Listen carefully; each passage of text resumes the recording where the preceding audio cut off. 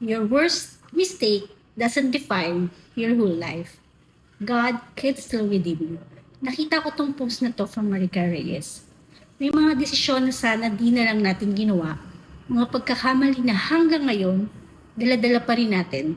Kaya minsan, hindi tayo makausat sa mga pagkakamali natin. Kasi yung mga desisyon na to, ito yung mga pinagsisisihan natin. Pero hindi ibig sabihin na wala ng pag-asa. Growth often starts where regret lives. Sometimes, the reason you feel stuck is because you are still punishing yourself. Forgiveness, my friend, especially for yourself, and it's part of moving forward. Madami din akong pagkakamaling nagawa, especially in my younger years. Healing takes time. Pero bawat maliit na hakbang, palayo sa guilt, tutungo ka din sa freedom. You can carry the lesson without carrying the weight forever. Hindi mo mababago ang nakaraan, pero may pag-asa kang baguhin kung sino ka mula ngayon.